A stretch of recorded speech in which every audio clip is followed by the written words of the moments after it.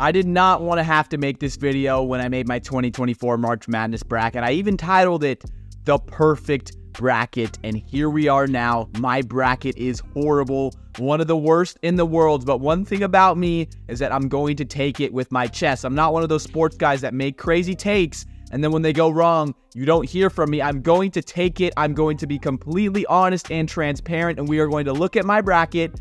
We're gonna laugh about it. We're gonna call me stupid, all of that. But just so you guys know, you started my villain story because in 2025 for the March Madness bracket, I'm coming different and I will make the perfect one because I read all those comments saying, stick to college football, haha, buddy boy. Yes, I read and respond to all the comments. If I haven't responded to yours yet, it's just because I've been getting a lot of them, but in the next few hours, I will be going through and getting everything done. So with all that out of the way, let's look at my crazy, stupid bracket. And also, I'm going to defend all my picks because I'm delusional. Okay, I actually haven't looked at anything since early in the first round because once it got destroyed, I just didn't want to see it anymore. I don't like having negativity in my life. So let's look.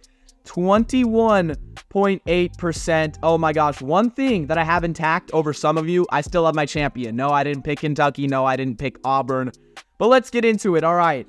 So I picked FAU in the first game. I liked FAU's experience. Unfortunately, it says 77-65. However, that game did go into OT. I didn't like the look that FAU got to end regulation. They shot a horrible three-pointer. The guy had two people on him. If they got a better look, they could have won that game. It was close. It wasn't a blowout. Not that bad of a pick. Congratulations to Northwestern. Boo Booey. That guy's an absolute dog. But you never know in those 8-9 games. They're complete toss-ups. Now, this one, I picked UAB over San Diego State. I should not have doubted San Diego State. They had their run last year, so I was thinking, oh, they went to the Final Four. They got a couple good draws. They're not going to do it. UAB was hot.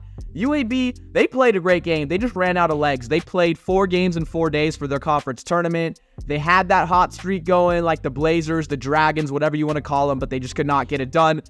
Auburn and Yale. This one, I'm just going to slow down for a second.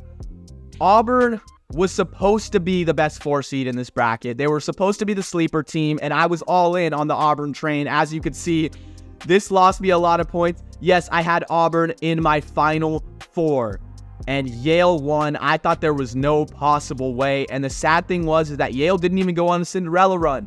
If Yale's going to knock out my Auburn team that I was high on, at least go to the Sweet 16 or to the Elite 8 to make me feel better. But no, Yale couldn't do it. What I got to say about Auburn is, again, late game, they were not clutch. They had free throws they could have made. They had a lot of good looks. They basically gave the game away. Yale kept giving them opportunities, but you got to give the congratulations to Yale. I'm not going to go too far into it.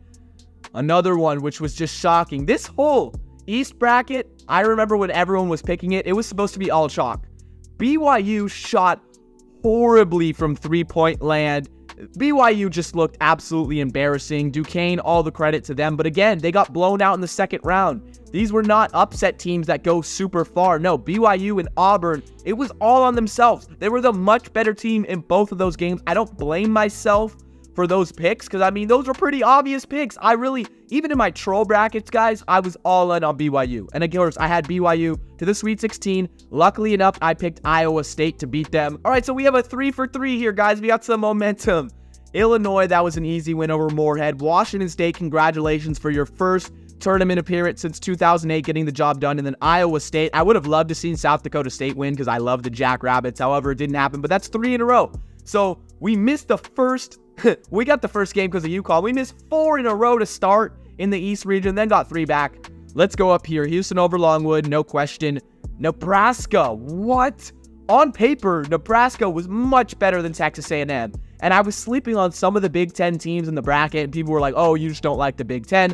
We'll get into that later. And I was going with Nebraska easy over Texas A&M, and Texas A&M, woo, they put up 98, and then they went out and they had that comeback story against Houston. I think Texas A&M is one of the stories in the tournament.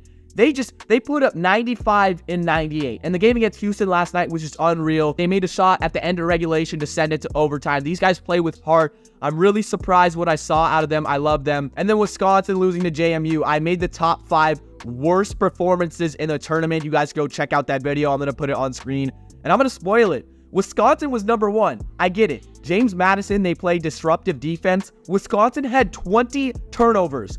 You just can't account for that when you're picking. I know James Madison was supposed to be good. They had 30 wins, but Wisconsin, when you give up 27 points off turnovers, there's nothing you could do. You can't prepare for that as a picker. Wisconsin got hot late in the season. They played well in the Big Ten tournament. I was just bamboozled. I was shocked. We got one right with Duke, and then here we are back to the stuff. I felt ballsy picking Texas Tech in this game because everyone was going with NC State, but that's when you fade them. Congratulations to NC State. They are on a historic run right now. I would love to see them make the Elite Eight, possibly even the Final Four. Again, my bracket's busted, so I want to see chaos. Congratulations to NC State. That's completely on me. I don't even have an excuse for this one. Kentucky versus Oakland. Who actually saw that coming? I know a couple of you in my comments did. Congratulations, you guys are legends. We knew Kentucky had a high ceiling, low floor because of their no defensive ability, great offense, but I didn't think it was going to end like this. There was a slight feeling in me that Coach Calipari could do it again, but he actually did. This guy needs to get fired. I made a whole video about Coach Calipari. I'm going to put it up on screen, the fall of Kentucky basketball, because this is the third time in a row. Third year in March Madness where they haven't made the second weekend with all that talent. A couple of their best players didn't shoot well. I mean, come on. I picked Florida. I thought Florida was going to make a deep run. Honestly, Sweet 16 at least. They were a great SEC team. Again, these SEC teams play a lot of offense, don't play defense. But that game against Colorado was game of the tournament. I might do a top 5 best games of the tournament. 102-100. Colorado with a game-winning shot. It was going back and forth. Such a fun game. I can't even be mad about that one because that game was actually so fun to watch. Marquette versus Western Kentucky. Obviously, I got this one right. But funny enough, I was thinking about Western Kentucky. They did keep the game close. They put up a good fight. The score doesn't tell the whole story. And I thought Marquette was the weakest 2 seed. But we'll see because all the 2 seeds ended up making the Sweet 16. Let's go down to the Midwest region. Purdue and Utah State. So oh my gosh. Wow, I actually killed this region. Besides you, don't look at the Utah State beating Purdue. Yeah, I slept on Purdue. Anyways, 1, 2, 3, 4, 5, 6. So in the first round, I almost got this entire region. 7 out of 8. We're not going to worry about the second round. We're just going to talk about the Colorado State game where I missed. Yeah, CSU, I was thinking that a first 4 team was going to win this year because they always do. I just picked the wrong one. Colorado was the first 4 team that moved on. Colorado State wasn't. See, you got to go with logic on that one. The first 4 teams tend to catch their groove in the first game, carry it into the second round matchup. Well, Colorado State didn't. They had 11 points in the first half, although they had opportunities to come back because Texas was also shooting horribly. It was just a bad game. One of the most painful games to watch in the tournament. I did have Oregon going to the Sweet 16, but Tennessee's still alive, and I still have Tennessee in this region over Gonzaga. So if Gonzaga can find a way to beat Purdue, I don't know. Zach Edey is looking pretty tough right now. This region still could be all good. And then we're going to go to probably the worst region. This might be worse. This might be on the same level as East, but this region's pretty bad. First of all, it was the first game of the day. I picked Mississippi State, and my day started off sad. I lost the first game of the day, and I was already like, oh my gosh, I am going to just die. I shouldn't have picked against Tom Izzo. I win against Tom Izzo the first time. I always go with Tom Izzo in March because I was thinking, you know, he's getting old. This Michigan State team did not look great in the regular season. A lot of ups and downs. Of course, they started off the season ranked top 10, and they absolutely faded for the rest of the season. But somehow, some way, when I pick against them, they come back. Again, maybe that was me sleeping on the Big Ten, but I know a lot of people went with Mississippi State in that game. And then St. Mary's and Grand Canyon. I was really high on the St. Mary's team because of the way they played defense. But Grand Canyon, they shot over 30 free throws. That's what they do. They get to the line. They slow the game down. They could also make threes. This Grand Canyon team was so athletic at the rim. Wow, I should have watched more film on them because even against Alabama, they lost by 11. They hung in there. They were blocking shots. They have some dudes on that team. And they said it so many times, the commentators, these are not mid-major athletes. These guys are high majors. Grand Canyon, congratulations. Your student section was amazing. My bad on the pick. I should have gave you guys more credit. And then I had St. Mary's going over Alabama, which was a little wild too. But my thought was that St. Mary's was a defensive team against 2 great offenses, 2 fast teams like Grand Canyon and Alabama. I thought they were going to make both of them uncomfortable. Didn't work out. But saving grace is that we still have UNC over Alabama or St. Mary's. So whoever played that game, as long as UNC wins and moves on, I won't be losing too many points. This is the second biggest hurt of the tournament besides Auburn. I was high on New Mexico. They had the guard play.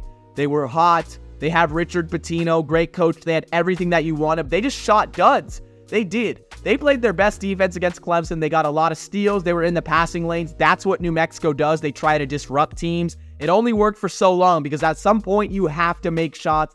Jalen House, their best player, didn't do well, but I thought if New Mexico won this game, and a lot of people were with New Mexico, they were the highly favored 11 seed. They were actually favored in point spread to win this game. They were favored by 1.5. So if that tells you anything, this New Mexico team went out and put up a dud performance. Yes, I had them winning, beating Baylor, and actually beating Arizona. Oh my gosh. There's always a Cinderella that's 10-seeded or higher. Unfortunately, it was NC State and not UNM. But I live with that. I live with that. I was ballsy. I liked that pick. And then we go Dayton and Nevada. Nevada, you blew a 17-point lead in the second half. That was just tragic. A lot of people were upset because Nevada was highly picked. Dayton was not playing well down the stretch in the season. Nevada had some great wins. The Mountain West in general, besides San Diego State and Utah State, just did not do well. The Mountain West was supposed to be the best they'd ever been, but they went out and looked like total frauds. Looking ahead, I have my entire Final Four except Auburn, so somehow this could be saved. I could end up in the 90th percentile. I'm in 20 right now. I'm actually 21.8, but come on.